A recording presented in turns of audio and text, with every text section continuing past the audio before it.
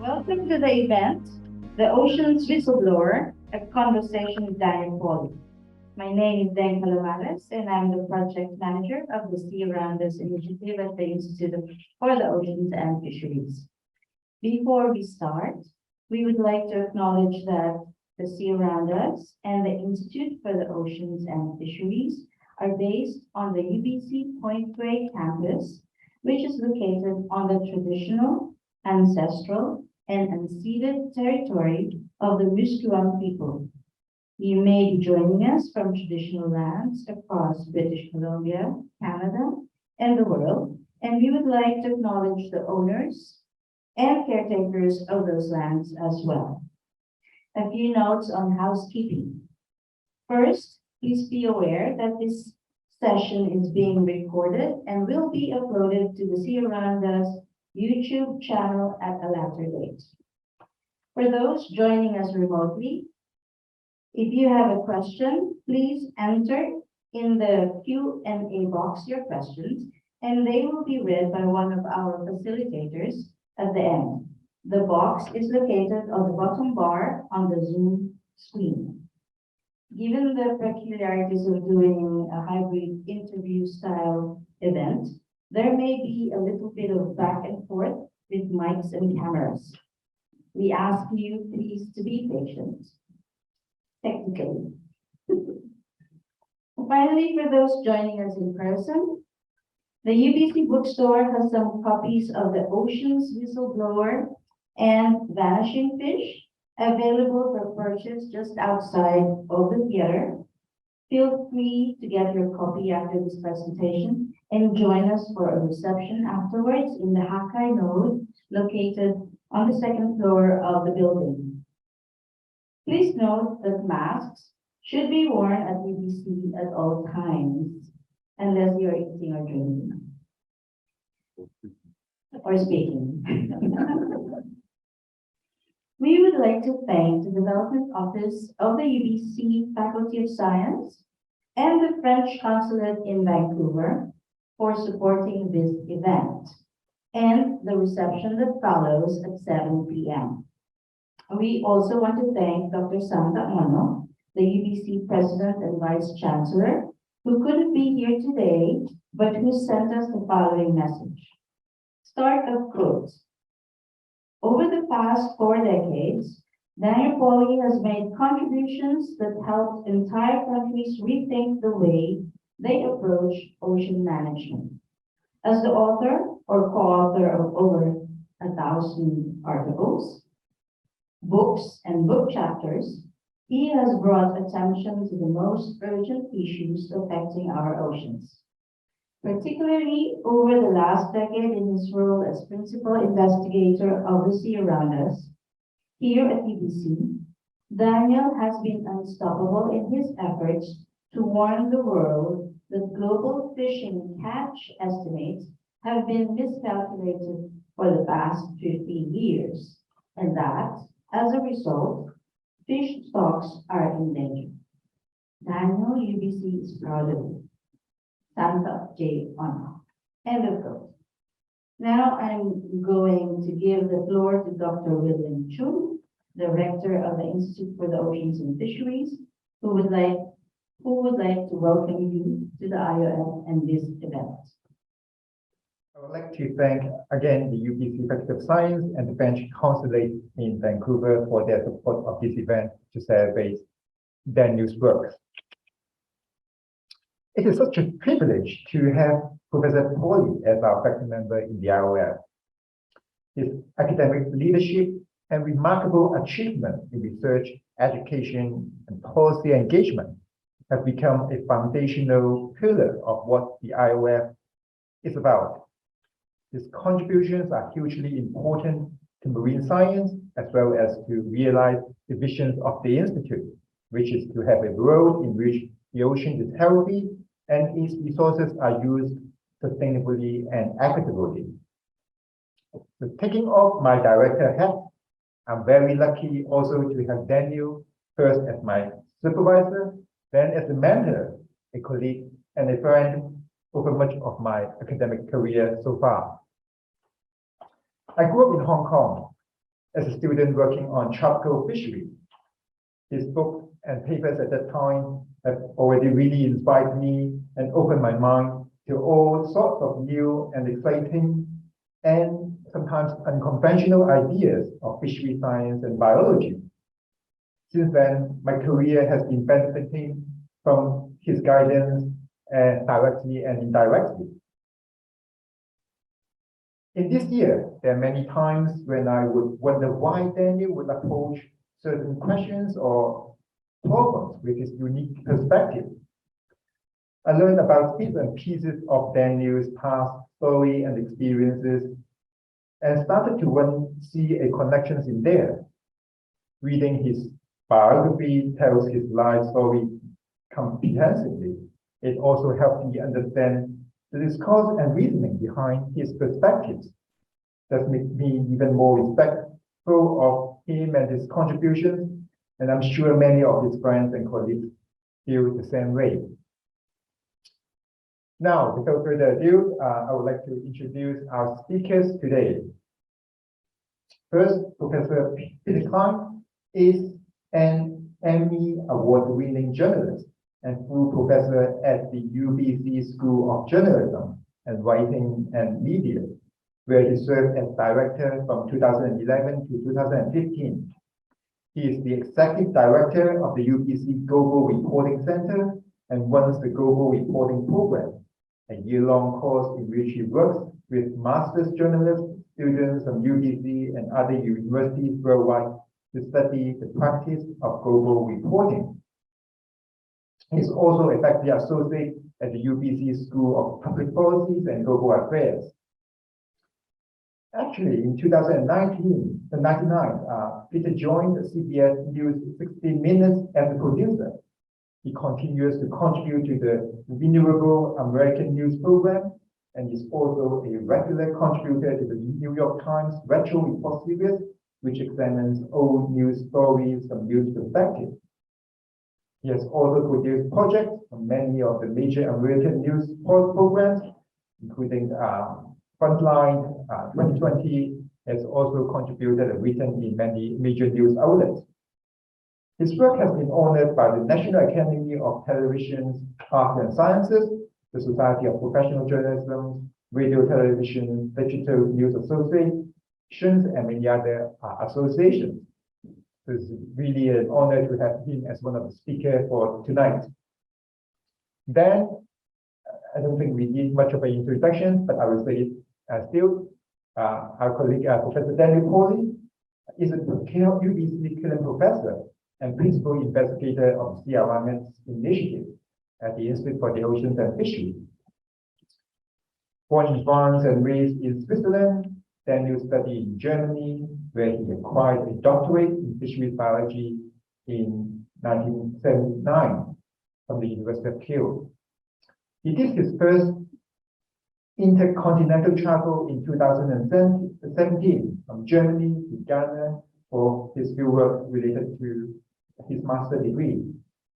And he has since then experienced a multitude of countries, cultures, and modes of exploiting aquatic ecosystems in different continents, Africa, Asia, Oceania, Americas. This perspective allowed him to develop tools for managing data-limited fisheries, activate, for example, in the Philippines, where he worked through the 1980s until the 1990s.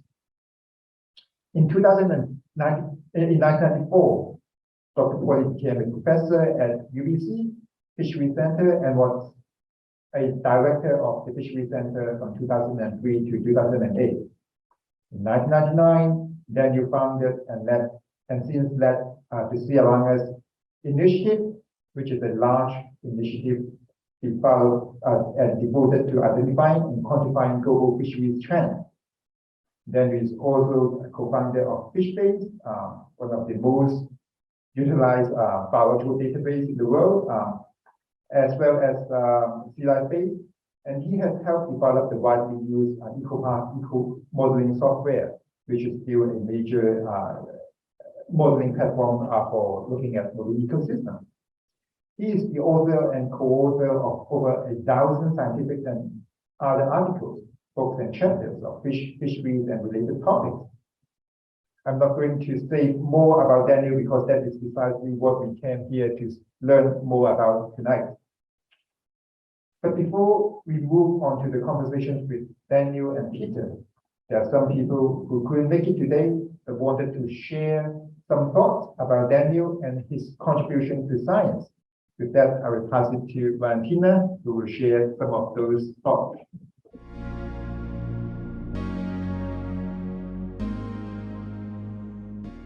Hi, Daniel. I'm sorry that I can't be there tonight in person. I've been asked to comment about some of my first impressions about you. And to be honest, my first impression was that you had no idea who I am, which was very upsetting. I mean, I'm a huge, anyway, clearly this night is not about me. I apologize. Here's what other people will tell you what you've contributed to the world of science and oceans. What you've contributed to me is you've given me this confidence that I can go out and talk about oceans because everything I talk about comes from you. Your hard work, your years of study, your wisdom and intelligence. It's such a gift, and I really, truly appreciate you. We met very early, in fact, in my second day at the university. And I must say, I was very impressed right away. And over the years, we got to know each other better and did a lot of things together. And I must say, I've always been sort of in admiration about his friendliness and his willingness to go the extra mile towards people and be helpful, but also use his very sharp mind and be a model to ocean recovery more than only conservation. Because by now the ocean is badly degraded and under great threat. And the one I want to mention first is his PhD work, where he established the fundamental relationship between gill size and temperature as the basis for explaining why fish grow the way they do.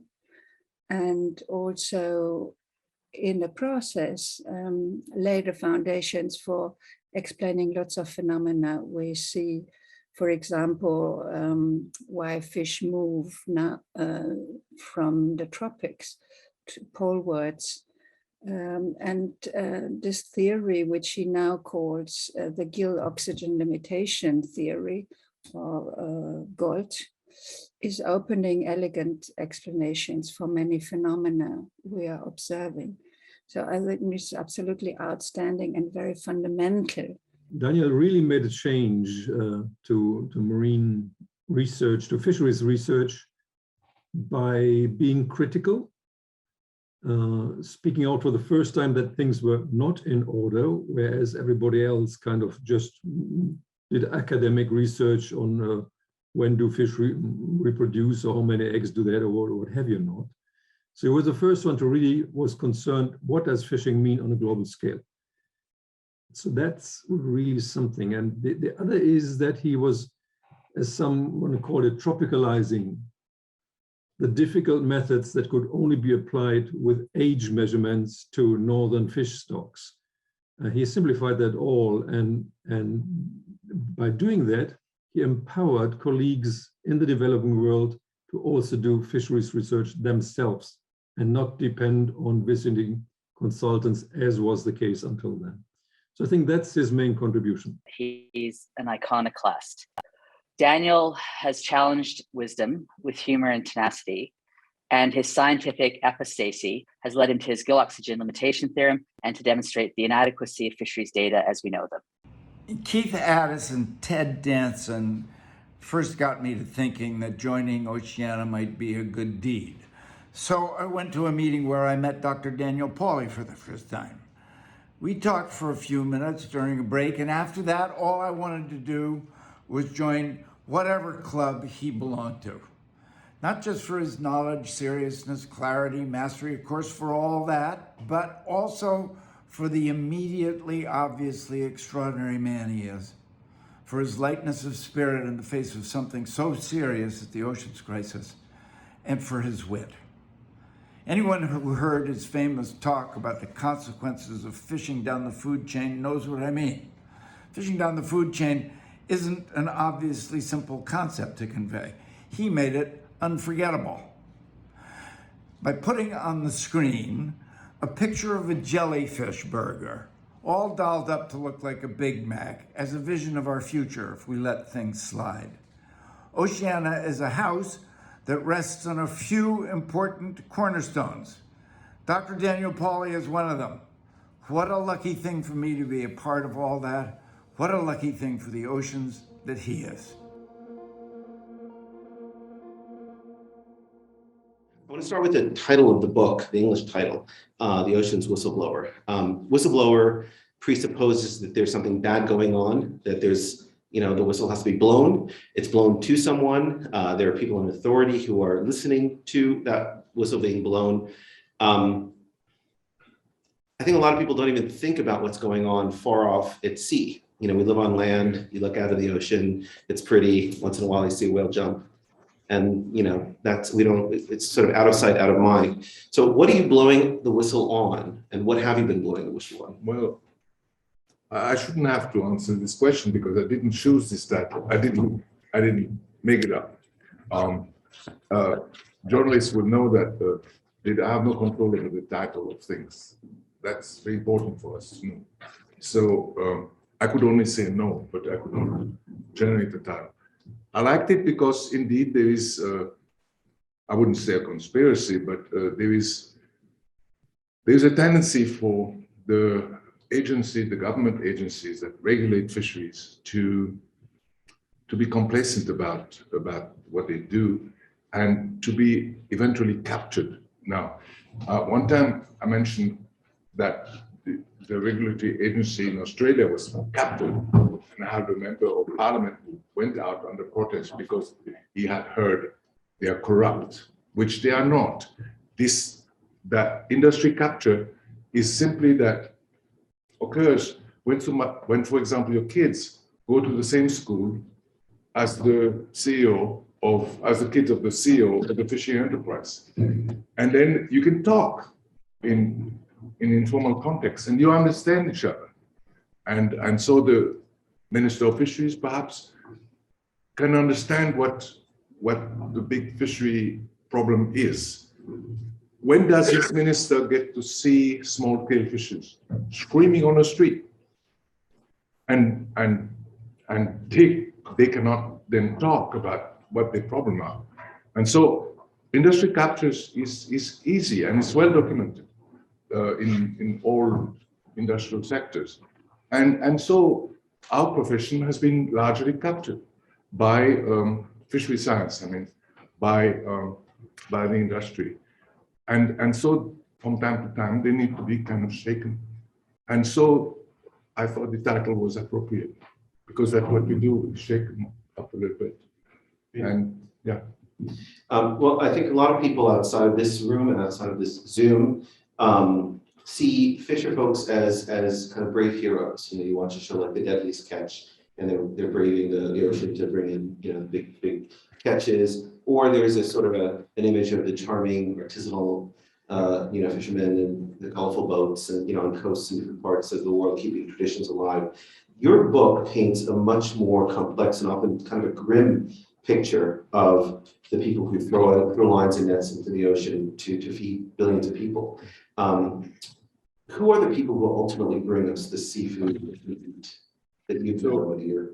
A quick correction. It's not my book. The book Yes, is sorry. The book is by David Grenier, yeah. and he did a good job. All I did was provide material. I have not seen really the Deadliest Catch, but when I shift between program, I see 1 second of it. This these people who do this very dangerous job, let's not forget they get minimum wage. And they sit for a month somewhere in Alaska, very dangerous job.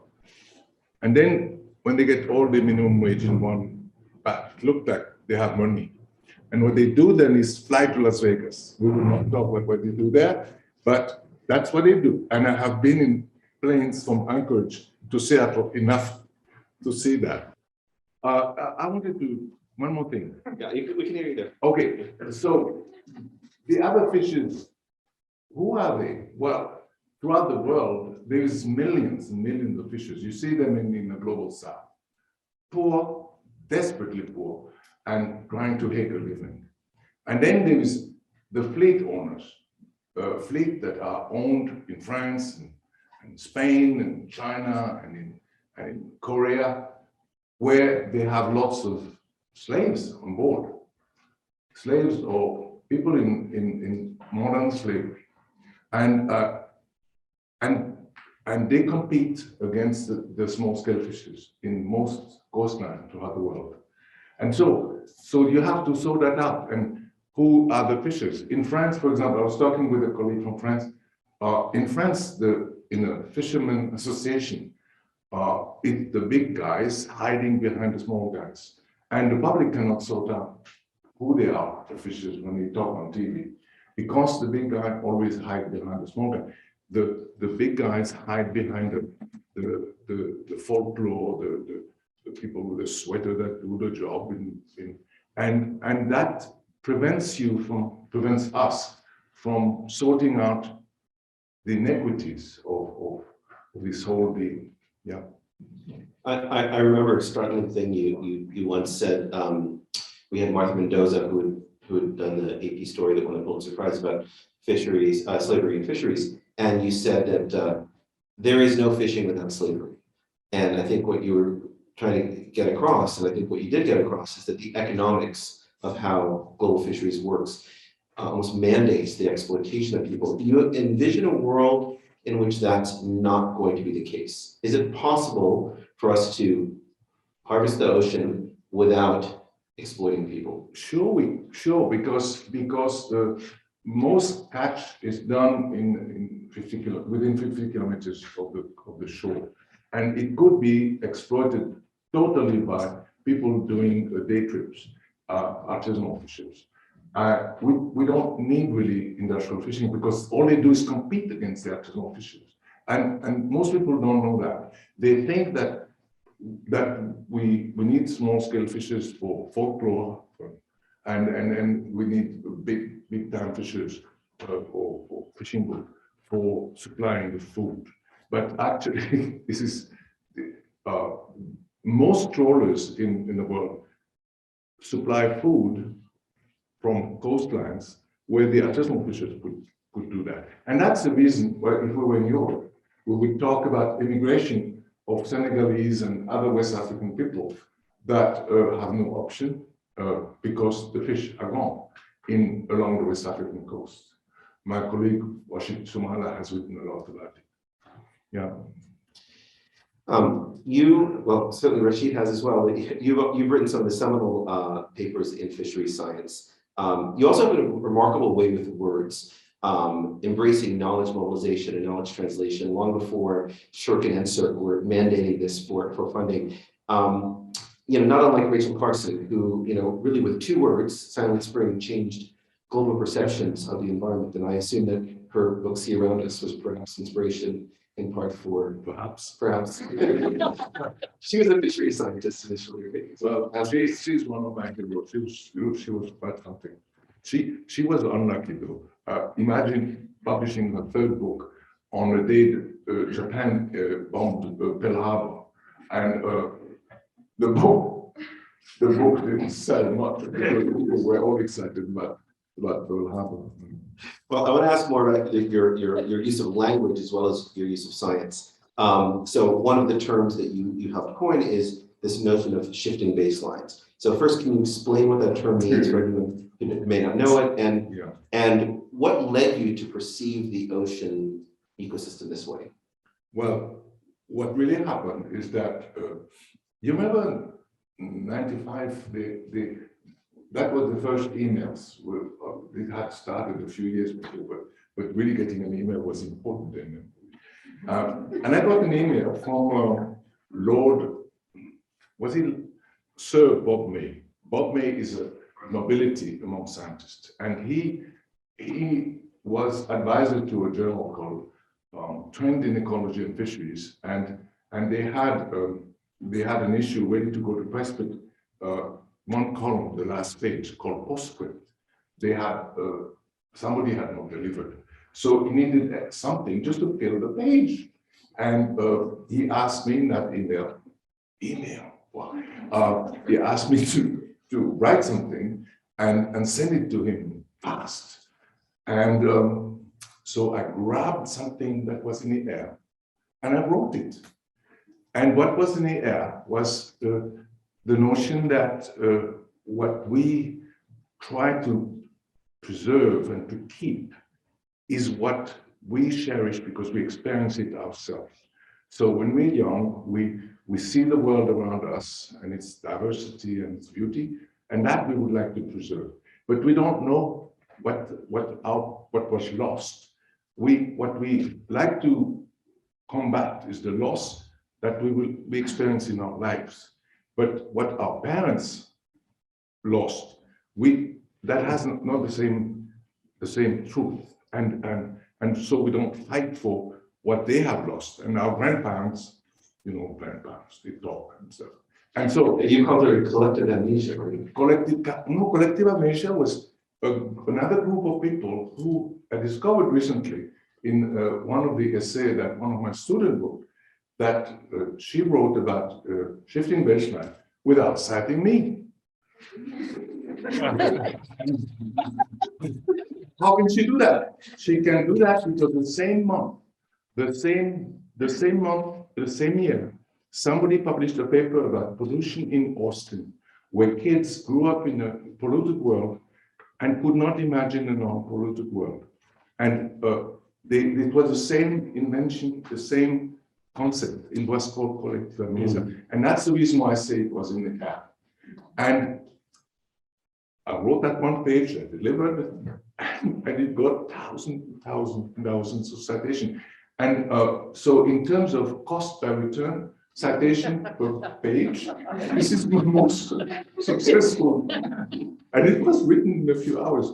But then it talks about the Sumerians, it talks about the Chinese astronomers, it talks about a friend's father who was catching bluefin tuna in Denmark and threw them away because at the time there was no market for them, kind of things that we cannot really imagine. And then that's what it was. It was luck. Luck is very important. Sometimes papers get picked up and then you don't know why. And your good paper is the one that you put your heart in, your gut in, and they get ignored and not cited. Yeah, well, I mean, and that way with words, I mean, he's here, you see Sam Waterston, I don't know if you know who he is, he's famous. Here's this actor citing the concept of fishing down the food web, right? There's, not something you imagine that Hollywood folks would resonate with them, but again, it's such a visceral concept that you conveyed so well. In fact, you inspired a group of my students to spend an entire year looking at pelagic fish, at forage fish being caught to make fish meal. I will tell you, one of my, Sam Waterston, also as a way with word. We were in Geneva trying to fight against, trying to talk the WTO into reducing subsidies to, and I was talking to a huge group of delegates from the whole country. It was 10 years ago, like 100, something like that. And I was sweating. And when you sweat, because you're anxious, it stinks. And so I told him, and he said, "Oh yes, that's called flop sweat." And all actors know that because he's an actor, that. Flop sweat. There is a word for you. Well, so let's go back. Fishing down the food web, just very briefly, for anyone who doesn't know that concept, what do you mean by that? And what's wrong with that? Because I think, you don't have this, so you move on to something else. So basically, when fishing, you go after the big fish. Well, if you can catch them, you go after them. And then, because they take a long time to grow, to mature, and to become adult and stuff, if you fish them too hard, they disappear. So you get after the smaller fish, and so on. And since the English deployed steam trawlers around Britain, essentially we have the power to annihilate any stock of fish anywhere. There is nothing that can resist us in terms of, they have brains this size, but how can they resist? So we can do that, and we do it. And so if you assign a level in the food web that each fish has, the big fish are level 4, between 4 and 430. And the medium-sized fish, like this, about 3.5 or something. And the sardine, 2.5. And the plankton, the algae that they live on, 1. And so you can express the size reduction that comes from excessive fishing, or you can express it in terms of the food chain collapsing to itself. And this is only a transfiction. And that film, that story captured the imagination again of people, maybe because of the way it was formulated. And it was a big success. I think that the paper, it wasn't published in Science, 5,000 citation. It's one of the most cited paper in fisheries, probably the most. Yeah, and it all started with a student here at UBC, a Danish student. I had asked her to plot the trophic level against the catch, against time in for European fisheries, and you had a nice decline. So at the time I was commuting between the Philippines and UBC, and when I went to the Philippines a few months later with a few friends, including Rainer Froese, and we thought, let's do it for the world, and we did it for the world, and the paper really wrote itself, and there it does. And then a few months later, or a few years later, the paper was discussed in the New York Times, and there was a certain David Pauly who had written it. And my daughter got an assignment from the teacher to write a paper about this David Pauly. Yeah. Well, on land, we talk about climate refugees, people migrating and fleeing areas because of climate change. You documented a similar phenomenon in the sea, based on your early work as a young scholar, I think, right? In terms of the gill oxygen limitation theory. Can you explain what that theory is and what led you to look at gill oxygen limitation? So that has to do with the fact that after my master, I was supposed to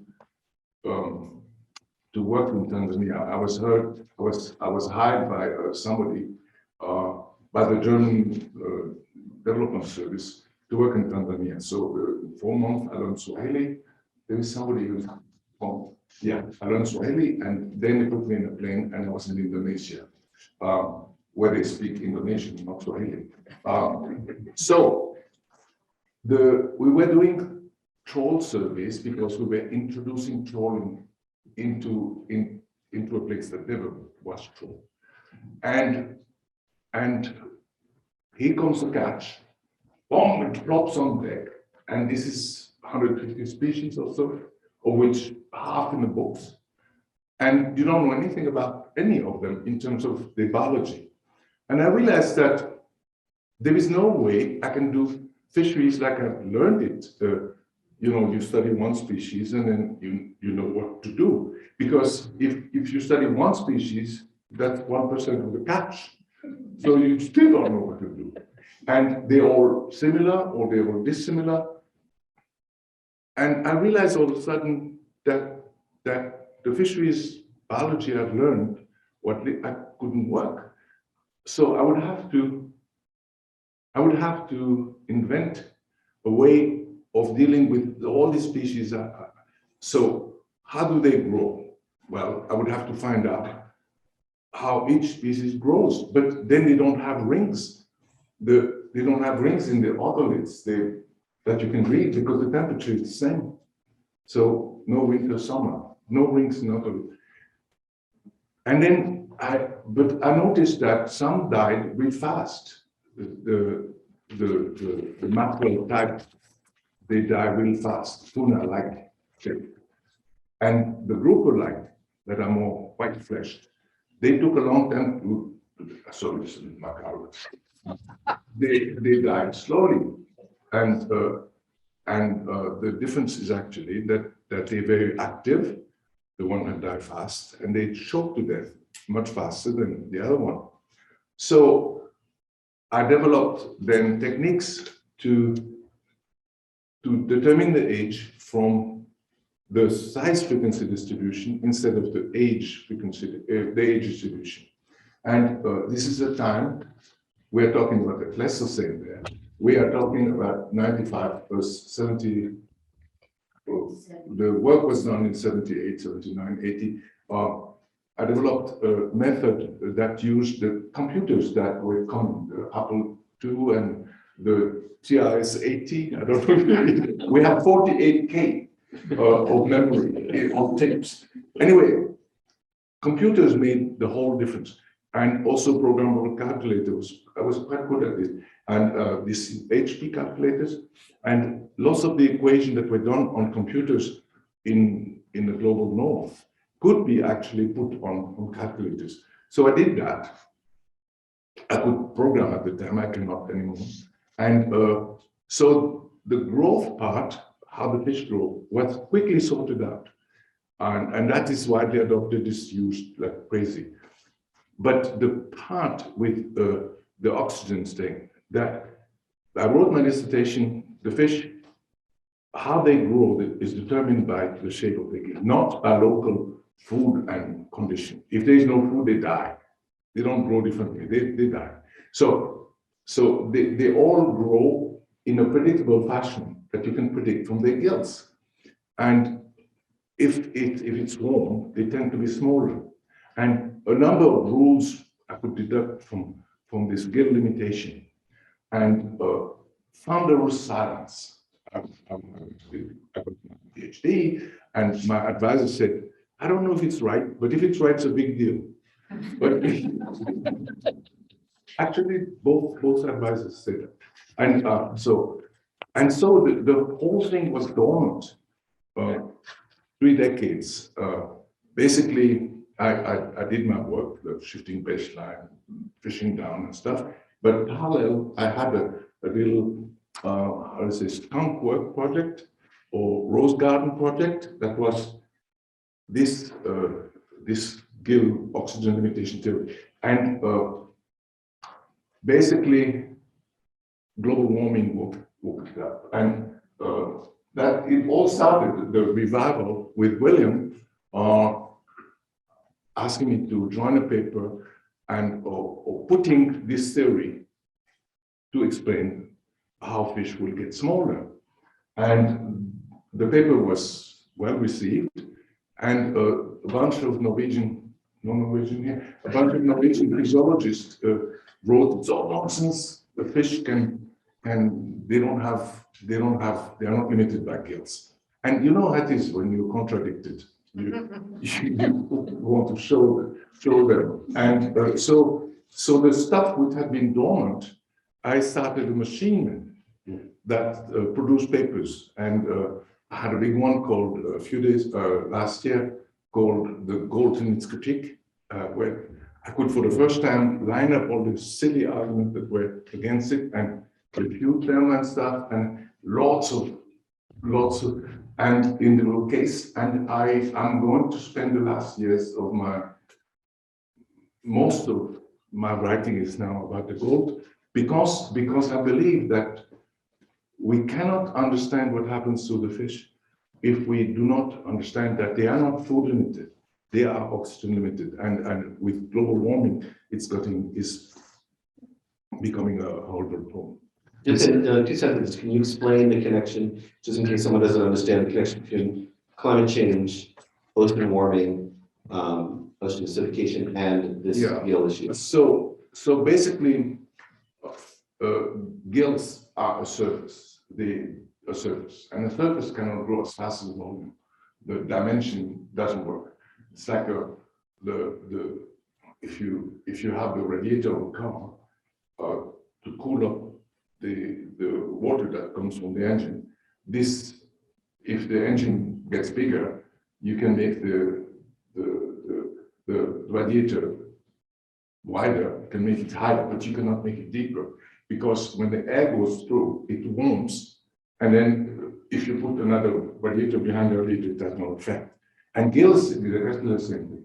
When water goes through the gills, it has no oxygen, so you cannot put another gill behind the gill. So it is a surface. And surface cannot grow as fast as the volume. I ask people, this fish is weighs 1 kilo and is, say, 50 centimeters. Now I make it 1 meter, double. It doubles length. What happens to the weight? I will not ask this. The weight gets 8 times bigger. Most people think it's double the weight, or maybe the square of the weight. It's 8 times bigger because 3-dimensional. And basically, some people cannot wrap their mind around that. And it's very difficult not to be arrogant to sound, if you cannot think that, you shouldn't be in that job. You cannot write that anywhere. So Recorded.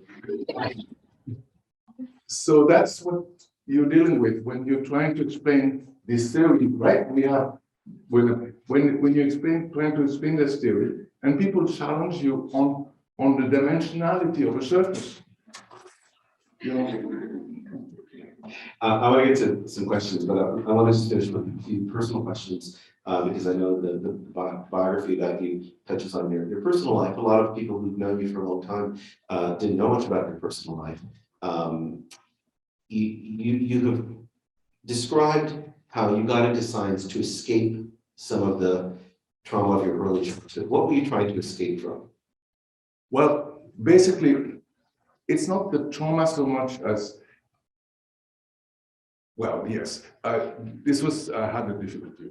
And basically, I did the opposite of everything that I experienced. They drunk, I don't. And they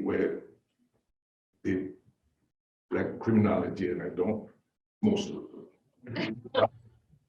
And they were not in the level, so I am. But specifically to go into science, that was a decision that I took because my real interest is really history and philosophy and stuff and literature. But I decided to go into science because I grew up in Europe, in France, in Switzerland, in Germany, and people always questioning my skin color, always questioning my identity, always questioning. Now it would be better in Germany, but at the time it was hard. And I decided I would exile myself. I would go to a developing country and be brown among brown people. Actually, I made that. And so I would have to, this was the 60s, right? And so the 60s where you were leftist and stuff, and then you would help the people. And therefore, I would go to a developing country with a skill that is useful. So I went to agronomy, and then I was chased out of there. I didn't like it because at the time the place was run by Nazi, and I'm not figuratively real Nazi because Germany had real Nazi, right? As you well know, they had the brand established. So I went to the department of oceanography, and that's how I I grew up into this oceanography, but this was not driven a deep love for the sea or anything. I wanted to work in developing countries. Yeah. Well, can you talk just a little bit more about your childhood? I mean, in your current work, you encounter modern day slavery. You encounter, abuses. Yeah, I was made to work. Basically, the people who took me from my mother promised her that they would look after me for a few months, but they didn't give me back. And I had this situation where I had to work all the time. Let me ask you one last question, and then we'll turn to questions. Your biography, the biography about you also touches on race. You talked about how you were treated in Germany a little bit. I know in the US you had, sort of startling experience of being accused of being, drug runner or something, right?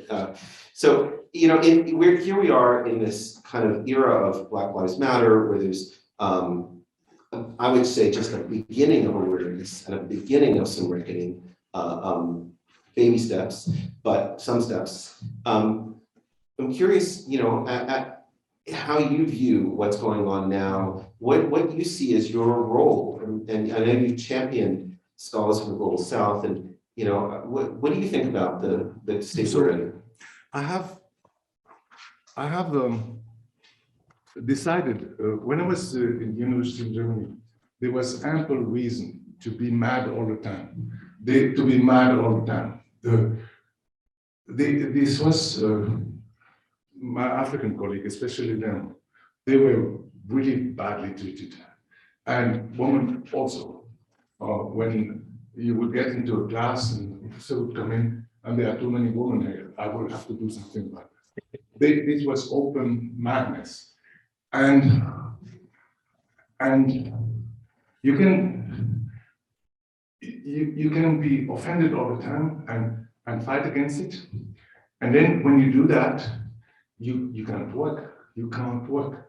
So I have decided to take my distance from it. Sympathetic. I commiserate. I read. I inform myself, but I have for a long time not participated. Because much of this microaggression, they are supposed to immobilize you, and so if you respond to them, you are actually immobilized in your scientific work. But 2 years ago, when the George Floyd thing happened, and so many white people began to understand the first time, many for the first time, what really happened and what systematic racism is, it also had the effect on me that I realized I should talk more about this, because I cannot be mobilized anymore anyway, and also because actually in our Western culture, it could be that something has been understood. And when they began ripping the statues away from in the US and also in England, maybe in France as well, this was a big change culturally. And so the last years that the rest of my life I will be engaged more. But I know that if I had done that earlier, I would have been immobilized. I could not have worked. I could not, because if you deal with, if you respond to microaggression all the time and you get mad about things, you can't think science. Yeah, and this is how people that get discouraged. I had a friend from Nigeria. His name was Akko. He horrible, like the stuff they would tell him, and he could not concentrate on anything. And because I was lighter, I had less of that. Yeah, but really, I think that something has happened 2 years ago, and in the West, that you can legitimately talk about, and people don't understand what you're saying when you're talking about about systematic racism, because people don't understand, many people have believed that racism is an individual thing, that you say bad word or something, but it's a system where people who are innocent are dragged in, and people who have good intention are made to be racist. But for example, they would be a member of a club that does not accept people of color. Are you racist when you do that? Maybe not. Maybe you are. And now people understand what it is, actually. Yeah. We have let's do 5 minutes of questions. Okay. Yeah. You want to pass the mic around to some questions in the room? Okay. Thank you.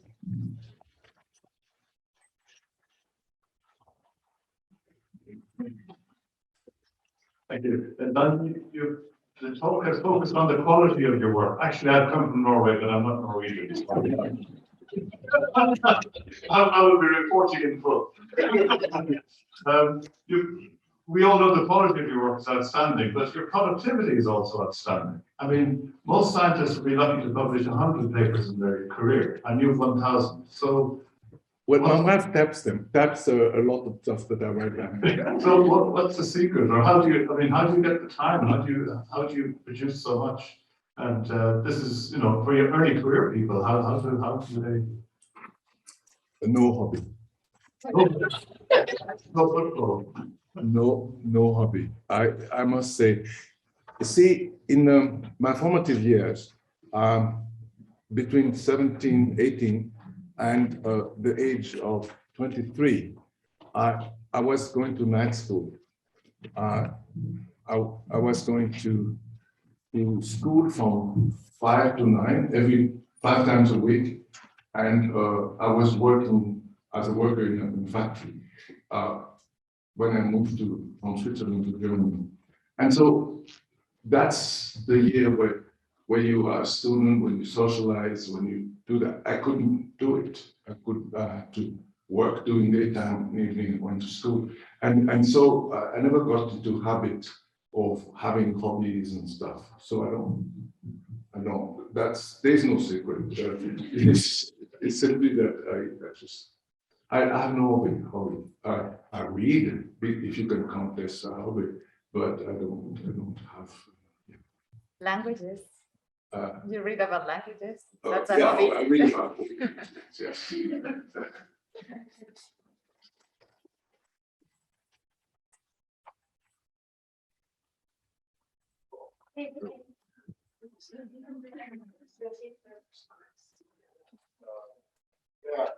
Daniel, I just want you to elaborate a bit about the point you made about how Africans and others, right, what they can do to really shield themselves. You did say something, but it would be nice that people online listening to this, when you are confronted with this kind of microaggression, like you said, the advice you give to young people who are coming out and are facing it, including kids that are growing up in Canada, for example, coming from parents like me, right? I mean, what do they need to do, right? And I kind of followed your talking about Norway. I did my PhD in Norway, by the way. So what I used to say is, when somebody does that to me, I just go produce another paper. That was some solution. So in a way, you're preparing me, but don't do it because I'm going to fly even higher. Can you please advise young people, because I think this is important, making that choice not to be immobilized, like you said. Yeah.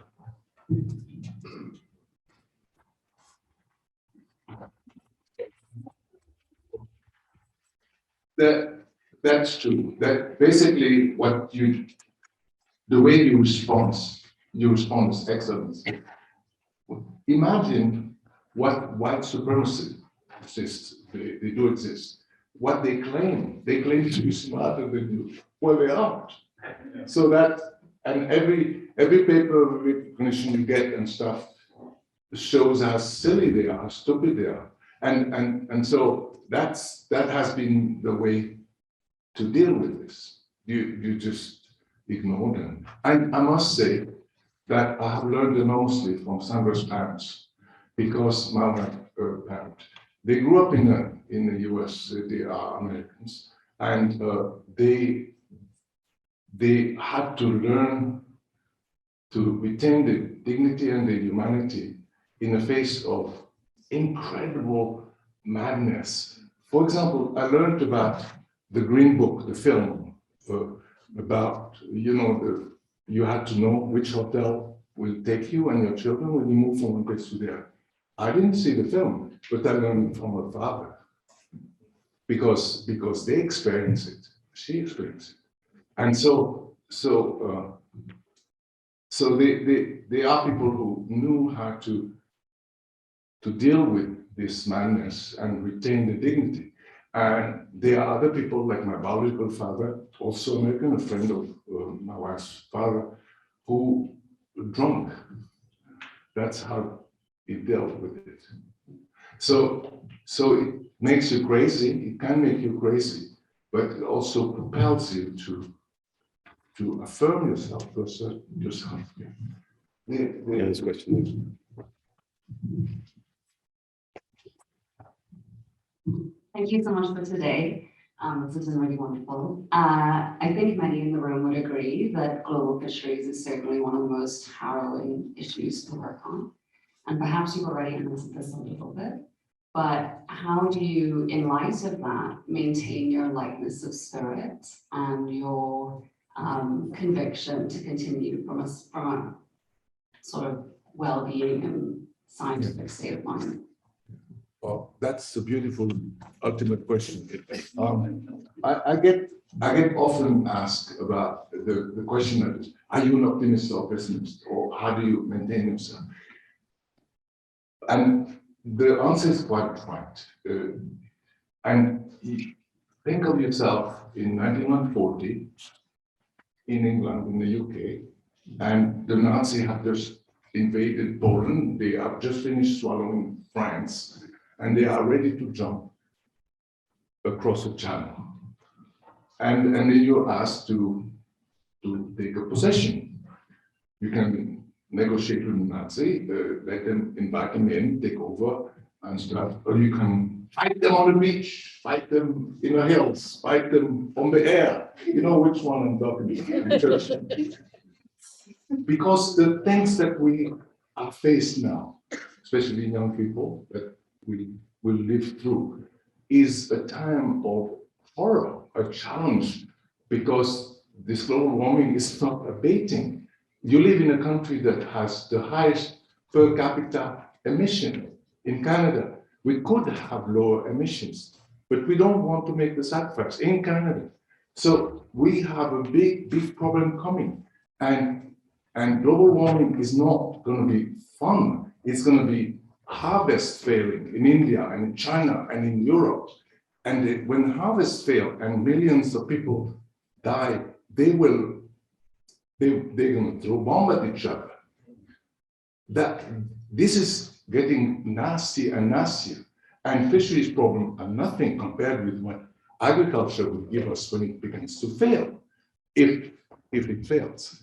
And so we don't have any option of thinking optimist or pessimist, because what is an optimist? Somebody who would say, we're going to win, therefore I'm going to be fighting, or we're going to lose, I'm not going to be fighting.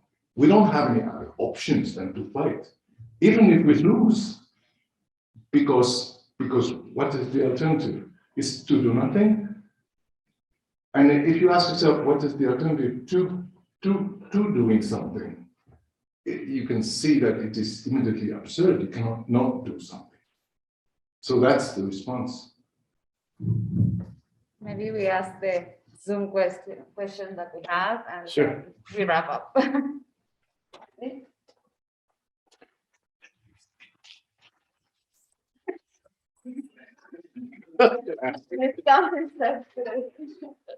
Okay, so this one's from Zoom. The guest asks, Could you share your views on the role of technology in marine conservation or restoring the healthy ocean or fisheries? Thank you very much. Okay, the answer. The answer is that the problems we have are not problems of technology. We can catch fish everywhere we want. We can not do it. We can subsidize, we can decide to subsidize big boats and not small fishes, or we can not do it. These are all political issues. And that's why it is tricky, because we are taught to do science here, to write papers, and reviewers will never let you write political statement. So we must all complement the science we do with activism. For my part, I'm a member of the board of Oceana, and I'm proud to identify the CEO of Oceana, who came all the way from Washington for this event. Think of the kerosene that is burnt. And so we cannot be only scientists anymore. We have to be more. We have to be citizens, not consumers so much as citizens. We have to do something, and we must demonstrate. We must write. We must bother our representative if we are lucky enough to live in a democracy. We must do all these things. The idea of a scientist writing good science, and the scientists, the politician will come get your reprint and read them. That is, no, you have to push it down their face and down their throat. But we change that, because we cannot be politicians when we write papers, but when we're done with it, we talk to CBC and Radio Canada and CBS and we make films and stuff. So that's what we have. And I must say that UBC was a very good home for this, because UBC, the leadership at UBC had always understood that, well, not always, because in the 60s I don't know where it was, but that the scholars do science, but they also are citizens and they must also participate. And that enables UBC to play a role in civil society. Yeah. Well, that's a great place to end, because I think you've been, your life and your career has really been a hybrid between very rigorous science, probably the most cited fishery scientist around, but also that activism and that translation, and really is you've changed the ocean, you've changed the world. Thank you very much. Thank you.